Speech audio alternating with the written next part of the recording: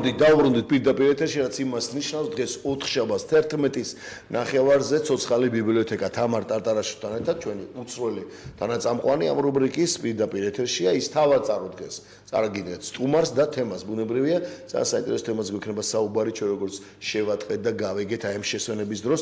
თამარ, გილოცავ ყველაფერს დაგვიანებით, მაგრამ იხარე, იბედნიერე შენს ოჯახთან ერთად, დიდი მადლობა რომ ისევ ხარ ჩვენთან ერთად და მე მგონი რომ კიდევ აი ამ ჭაპანს გავწევთ ერთად და აბა გელოდები დროს არ გართმევთ, წარადგინე შენი სტუმარი. ობიექტის საშუალება მაქვს რომ ისევ და ისევ განვახორციელო ჩვენი პროექტი თოქ-შოუ ცოცხალი ბიბლიოთეკა მოგესალმებით თქვენ, მივესალმებით ჩვენს სტუმარს. ასევე ჩვენს ტელე და რადიო ტელემაყურებელს და რადიო მსმენელს და ბედნიერ 2019 წელს უსურვებ. ჯანმრთელ ბარაქას, სიყვარული და სიხარული. ნუ მოკლებოდ ჩვენს ქართველ ერს და ზოგადად საქართველოს მოქალაქეებს. ცოცხალი ბიბლიოთეკა, რა თქმა უნდა, საგანმანათლებლო მიმართულება ისევ პირდაპირ ეთერშია და დღეს ჩვენ ვისაუბრეთ ერთ-ერთ მნიშვნელოვან თემატიკაზე, ეს არის რამდენად არის საქართველოში დემოკრატია განვითარებული, ჩამოყალიბებული და ამასთანავე რა როლს თამაშობს ადგილობრივი არასამთავრობო ორგანიზაციები და საერთაშორისო ორგანიზაციები საქართველოში დემოკრატიული პრინციპების განვითარებაში რა როლს თამაშობს და როგორ უწყობს ხელს. ამ თემაზე სასაუბროდ კი დღეს ჩვენს სტუმრად გვყავს პოლიტიკის საერთაშორისო ურთიერთობების სპეციალისტი, ამასთანავე საავტორო რადიო გადაცემის წამყვანი რადიოში თოქ-შოუ პატარა პოლიტიკა რუსა მაჭაიძე. რუსა, მოგესალმები. დღეს ხართ ჩვენი პირველი სტუმარი 2019 წელს პირველად შენ ხარ ცოცხალ ბიბლიოთეკაში, შენ გახსენი, გისურვებ წარმატებას და ამასთანავე მინდა ჩემი პირველი კითხვა ტრადიციული დაგისვა. შენ იცი რა არის ცოცხალი ბიბლიოთეკა რუსა და ამასთანავე დღეს არა მხოლოდ სტუმრის, არამედ სტატუსი გაქვს როგორც ცოცხალი წიგნი. როგორია ეს შეგრძნება, როდესაც შენ მოგმართავენ ცოცხალ წიგნს? დიდი მადლობა მოწვევისთვის. ვფიქრობ, რომ ძალიან საინტერესო გადაცემა ზოგადად რა ნებისმიერ თემაზე, რომელიც ეხება ცხადია ბიბლიოთეკას და ბიბლიოთეკასთან წიგნებთან დაკავშირებულ ცოდნასთან დაკავშირებულ საკითხებს, განსაკუთრებით ჩვენი დღევანდელი თემა. ჩვენ ვსაუბრობთ საზოგადოების დემოკრატიულ ცნობიერებაზე, საზოგადოების დემოკრატიულ პროცესებში მონაწილეობაზე და როდესაც ამ საკითხს წავადგენ და თან ასეთი სტატუსით ცოცხალი ბიბლიოთეკა ცხადია სასიამოვნოა და საამაყო ასეთი განსა, როდესაც აი ამ სტატუსით ღებულობ მონაწილეობას. მადლობა ამისთვის. პირიქით, რუსა, მადლობა შენ და ძალიან საინტერესო იქნება შენი შეფასებები და მოსაზრებები ამ მიმართულებით, იმიტომ რომ უკვე წლებია რაც ამ მიმართულებით ხარ ძალიან აქტიურად ჩართული. რუსა, ჩვენ თუ საქართველოს კონსტიტუციას გადავშლით და პირველივე გვერდზე გვხვდება შემდეგი სიტყვები, რომ ჩვენ საქართველოს მოქალაქენი, რომელთა ურყევინება დავამკვიდროთ დემოკრატიული საზოგადოებრივი წესწყობილება. რუსა, როგორ ფიქრობ, დღეს საქართველოში რამდენად კარგად არის დამკვიდრებული დემოკრატიულ საზოგადოებრივი წესწყობილება? ხო, საინტერესო თემა, ნამდვილად ჩანაწერი თავისთავად რაც არის კონსტიტუციაში, ჩვენთვის საამაყო ჩანაწერია. აუცილებელი ჩანაწერი კონსტიტუცია, აღარ ვილაპარაკებთ ახლა კონსტიტუციის მნიშვნელობაზე, იმიტომ რომ ნებისმიერი სახელმწიფოსთვის, განსაკუთრებით დემოკრატიული სახელმწიფოსთვის, კონსტიტუცია არის გამსაზღვრელი იმისა, თუ როგორ ცხოვრობს ეს ქვეყანა. რაც შეეხება საზოგადოებას, დემოკრატიის პროცესში არის გადამწყვეტი როლი აქვს სწორედ საზოგადოებას. თუ კი საზოგადოება არ მონაწილეობს და თუ კი საზოგადოებაში არ არის მოთხოვნა დემოკრატიის, ვერაფერიც ვერ გაკეთდება, ვერაფერი ვერ მოხდება. მუდმივად წლების განმავლობაში მუდმივად იყო კამათი იმაზე, შესაძლებელია თუ არა არადემოკრატიული განწყობის მქონე საზოგადოებებში დემოკრატიის დამკვიდრება. ანუ რას ნიშნავს, თუ კი პოლიტიკური ელიტა მიიღებს გადაწყვეტილებას, რომ საზოგადოება, რომელიც არ არის თავისი არსით დემოკრატიული, გახდეს დემოკრატიული, მიიღებს დემოკრატიულ კანონმდებლობას, კონსტიტუციას და ასე შემდეგ, იქნება თუ არა ეს ქვეყანა დემოკრატიული. ცხადია, თეორიულად არსებობს ამის შანსი, რომ იყოს, მით უმეტეს თუ კი საფუძველი კანონმდებლობა იძლევა ამის საშუალებას. თუმცა ეს პროცესი თუ კი საზოგადოებაში არ არის ამის მოთხოვნა, ძალიან ძნელად იკიდებს ფეხს, სჭირდება დიდი პერიოდი 10 წლეულები ჭირდება და შეიძლება ფაქტობრივად პრაქტიკაში არც კი მომხდარა ასე რომ საზოგადოებაში არ ყოფილიყოს დემოკრატიის მოთხოვნა და იქ წარმატებული აღმოჩენილი იყოს დემოკრატია. პირიქით, როდესაც საზოგადოებაში არის განწყობა და ხელისუფლება ასე თუ ისე უხვევს დემოკრატიის გზიდან, აი საზოგადოება ითხოვს სწორედ დემოკრატიის პრინციპების ერთგულებას, დამყარებას და ასე შემდეგ. გაფიცვები, აქციები, რევოლუციები და ასე შემდეგ ხდება სწორედ აი ამიტომ, რომ საზოგადოებაში არის მოთხოვნა დემოკრატიის, დემოკრატიზაციის და საზოგადოების განწყობის კვალდაკვალ ფუძნდება ქვეყანაში ეს სისტემა. ეს არის მთავარი და საზოგადოების მონაწილეობა და როლი არის გადამწყვეტი ყოველთვის დემოკრატიის პროცესში. რუსა, შენ ძალიან კარგად ახსენე და კარგად ჩამოაყალიბე, რომ არადემოკრატიული განწყობილების საზოგადოებაში ძნელია დემოკრატიის დამკვიდრება და როგორ ფიქრობ, ქართველი ერი ამისთვის როგორი განწყობა აქვს, უფრო დემოკრატიული განწყობა აქვს და რამდენი პროცენტით შეაფასებდი ამას? აქვს საზოგადოებას რომ არ ქონდეს, ცხადია დღეს არ ვიქნებოდით აი ამ ვითარებაში. რა თქმა უნდა, დემოკრატიას საქართველოში აქვს პრობლემები ბევრი ფაქტორის გამო, თუმცა ყველაზე ნაკლები პრობლემა მაინც არის საზოგადოება. საზოგადოებას აქვს ამის განწყობა, მიუხედავად პრობლემისა, როგორც თქვი და მიუხედავად იმისა, რომ ის 70 წლიანი საბჭოთა პერიოდი ახდენს გავლენას საზოგადოების ცნობიერებაზე, მაგრამ არ არის გადამწყვეტი ქართული საზოგადოებისათვის. პირიქით, ის მოთხოვნა და თუნდაც ის გამოცდილება, რაც ცუდი გამოცდილება უწოდოთ ამას, რაც თქვათ იყო აი ამ საბჭოთა პერიოდის განმავლობაში, რაღაც თვალსაზრისით ახდენს გავლენას. მაგრამ ჩვენ რომ თვალნობაში რომ ავიღოთ აი 10 ქული და რომ ავიღოთ საზოგადოების განწყობა, ხო? ნუ ფიქრობ სადღაც 8 ქულაზე მაინც ვართ, როგორია დავად ასაკობრივი. კი, რა თქმა უნდა, რომ ეს რო დავუკვირდეთ თვითონ ეს ასაკოვანი ხალხის ნოსტალგია საბჭოთა პერიოდის მიმართ, ეს არ არის სისტემის მიმართ თუ ჩაყვები საფუძველში და ნახავ ისინი მათი ნოსტალგია არის იმის რომ ისინი საბჭოთა პერიოდში რაღაცა ცხოვრება ჰქონდათ გარანტირებული, არსებობა ჰქონდათ გარანტირებული და არის თქვათ აი ამ სოციალური პრობლემებიდან გამომდინარე იმ თქვათ აი იმის ნოსტალგია, მათი ახალგაზრდობის ნოსტალგია ბოლოს და ბოლოს, ხო? ეს არ არის მაინც ამით ის რომ უნდათ ყოფილიყო აი ეს სისტემა და იმ სისტემას მისდევენ სხვა რაღაცა ფაქტორების გამო იხსენებენ იმ პერიოდს იმას რომ მათ არ უწევდათ თქვათ ელემენტარული საჭმლის ფულისთვის ასეთი კი მუშაობდნენ, მაგრამ წვალება და არ ქონდათ საფიქრო რომ შრომაფასდებოდა, შრომაფასდებოდა კი ეს ახლა რა ფორმით როგორ მონაპოვარი იყო რა შრომაფასდებოდა. ძალიან მარტო რაღაცას შედარებას მოყვა, მაგაც მე როცა მიწევს ბებია ბაბუებთან ანუ რაღაც თუნდაც ჩვენი მეგობრებს საუბარი, მარტო რაღაცა უნდა, აი თუნდაც ის პენსია და ის ჩემი საპენსიო ფონდი თუ ის დაცული, დაზოგილი თანხა ვიცოდი რომ მქონდა, ნუ ის იმის სახით. ხო, გარანტირებული რაღაცა გარანტირებული. კი, ის რაღაცას მონაპოვარი იყო, რაღაცა მექანიზმი იყო, რეპრესია იყო თუ რაც იყო, მაგრამ იმაში იმ კარგი რაც იყო იმას ხედავ. რა სოციალური წყობა რაც არის ხა? ნებისმიერ ევროპულ ქვეყანაში რაღაცა ბევრი თუნდაც არის იგივე მსგავსი, თუმცა იქ ხა სხვა ფორმა. თავისუფლების ხარისხს თუ მოვითხოვთ, კი ბატონო ის, მაგრამ ამის ნოსტალგია არის, კი მართალი ხართ ამ განმარტებაში, ფილოსოფიურად თუ მივიდგეთ, ამათ ამის ნოსტალგია და არა მე ვიცი ადამიანი რომელსაც ახალგაზრდობის, იმიტომ რომ ხაბაიც ასაკოვანი ხალხია და რომ ვაკვირდები, რომ უყურებ ხოლმე რომ რაღაც სკოლები რომ ჩაგვიტარებია და შეგვისწავლია ეს საკითხი. აქვთ ის რომ ისინი მაშინ ახალგაზრდები იყვნენ, ცხოვრება უხაროდათ, მეტი საშუალება ჰქონდათ, მეტი შესაძლებლობები ჰქონდათ, თუნდაც იმ ახალგაზრდობიდან გამომდინარე ხა ნებისმიერ ქვეყანაში ავიღოთ ძალიან დემოკრატიული და არასაბჭოთა ქვეყანა. ასაკობრივი ხალხი მაინც მისტირის თავის ახალგაზრდობას, ხო? ეს მომენტი, ამიტომ ხდება ხოლმე ცოტა ისეთი დაინტერესებული. ყველგან არის ეს ფრაზა ჩვენ დროს ცოტა სხვანაირად იყო.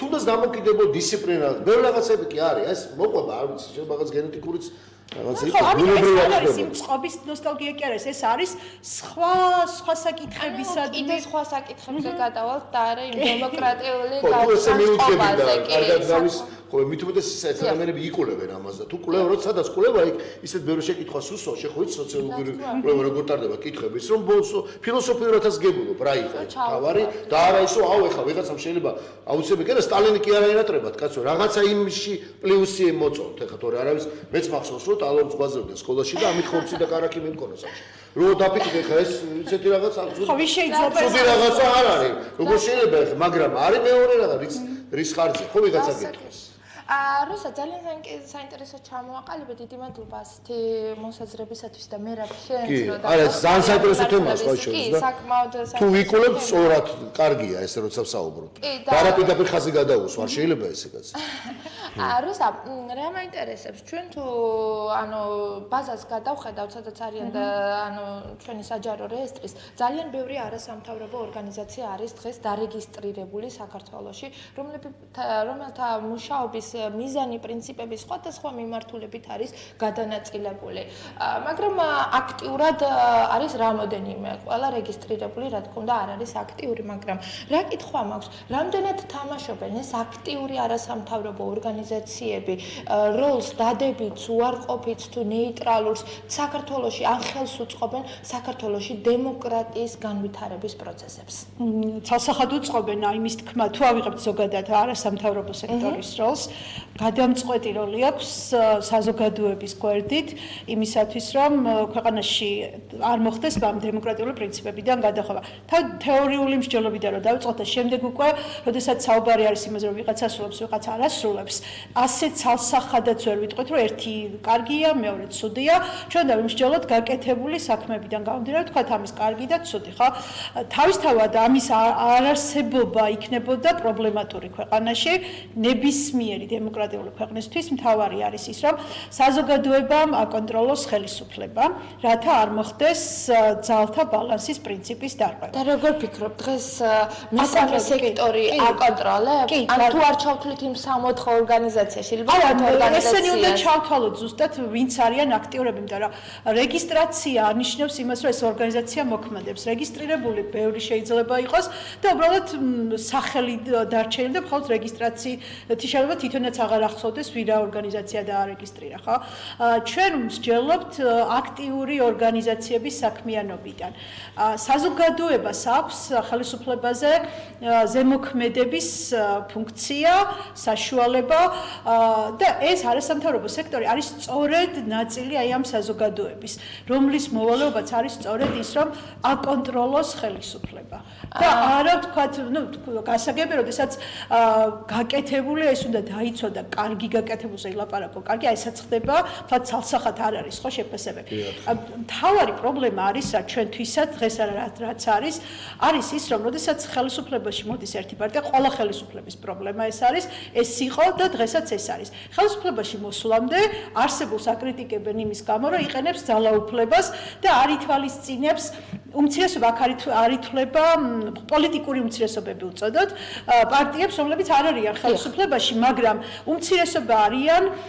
უმცირესობაში არიან წარმოადგენლად, იმიტომ არ არიან სწორედ ხელისუფლებაში, რომ უმცირესობაში არიან. თუმცა მათ ყავთ ხარდამჭერები და ქმნიან პოლიტიკურ ვითარებას.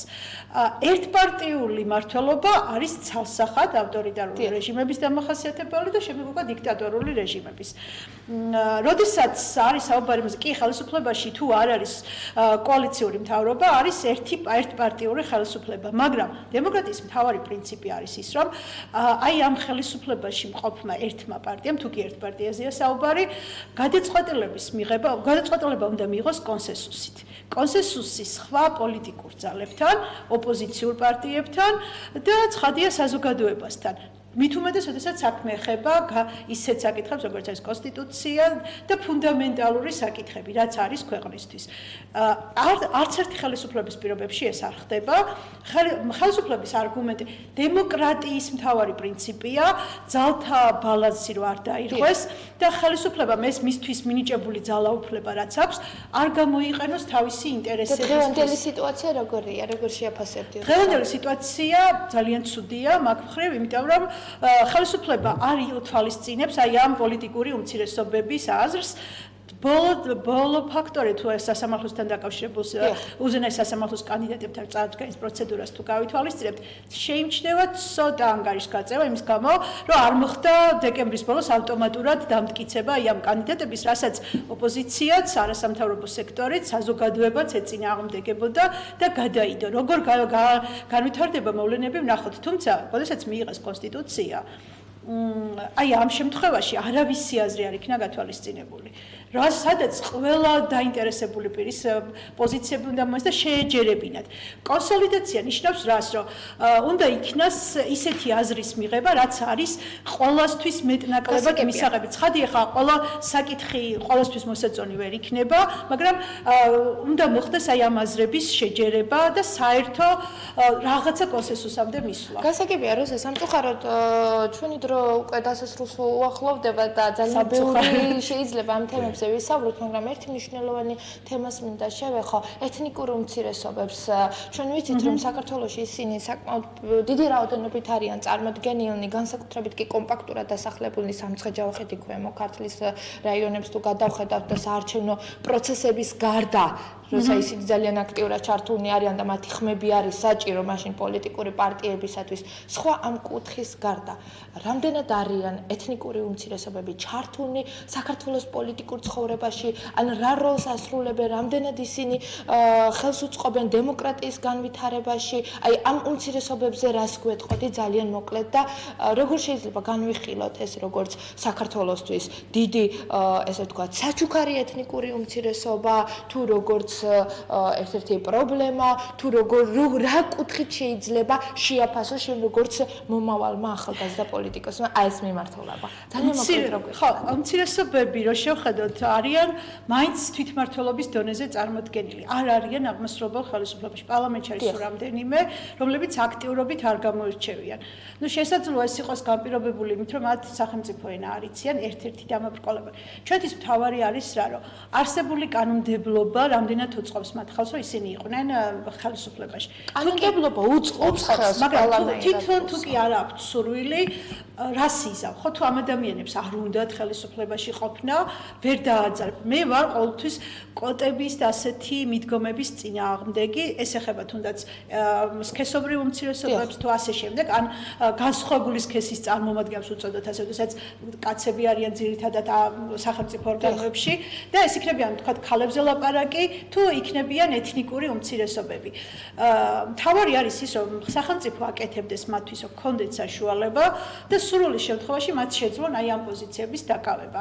მე არ შემხვედრე ისეთი ფაქტი, რომ ადამიანს არ მიეცა საშუალება მისი ეთნიკური წარმომავლობის გამო. აი ეს არის მთავარი ჩვენთვის დადებითი, როდესაც აი ამ პრობლემაზე ვსაუბრობთ, თორემ ისე რომ არ არიან წარმოდგენილი, ცხადია პრობლემატურია, იმიტომ რომ ეს არის საზოგადოების ნაწილი. მეორე მხრივ, როდესაც შენ რაღაცა უმცირესობას აყენებ, თქვათ, თუნდაც პოზიტიურ დისკრიმინაციულ მდგომარეობაში, პოზიტიურ დისკრიმინაციაში გულისხმობა, როდესაც მას აძლევს შეღავათებს იმის გამო, რომ ის არის რაღაცა თვალსაზრისით უმცირესობის წარმომადგენელი, არ აქვს ამას დადებითი ეფექტი არასოდეს, ხო? ამიტომ მთავარი არის, რომ შენ იმას ხელი არ შეუშალო და მისცე საშუალება, თუ კი აქვს სურვილი, იყოს წარმოდგენილი. აი ეს ამ ადამიანებს რა თუ აქვთ სურვილი და არ არის და უშლის ვიღაც ხელს, ეს უნდა იყოს ცალკეული მსჯელობისაგან. ისე რომ მთავარი პრობლემა რატო არ იყვნენ ეს ადამიანები, იყო სახელმწიფო ენის. დღეს როგორია, როცა აი კითხვა ენა არის ბარიერი, რომელიც მათ სხვაშორის ამბოლო დროს მათაც შეაწუხათ ამ პრობლემ მქონდა შეხვედრა.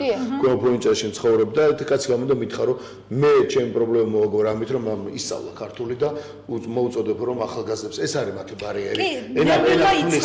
ენა და იწყება მით უმეტეს ახალგაზრდებს პოლიტიკაში ვინც არიან იმათაც კი უჭერთ ეხა მაჟორიტარ დეპუტატებს, მაგრამ კი ენა არის ერთი ბარიერი, რომელიც გადაჯამოთ მაშინ, ხო ეს მართლებას ცოტა და უმცირესობებზე გავაკეთებდი მეც ერთ პატარა კომენტარს, რომ ჩვენ ალბათ თქვენს გახსოვთ შორენა მერაბ რომ გადაცემაში ყავდა ახალგაზრდა უმცირესობების წარმომადგენლები კი და რომელიც პირველი საწინდარი რა იყო მათ თქვა ენა ისწავლა ქართული. ენა არის აუცილებელია და მათი მოტივირება არის რომ ისინი ჩაერთონ საქართველოს საზოგადოებრივ ცხოვრებაში და არა მარტო პოლიტიკურ ცხოვრებაში.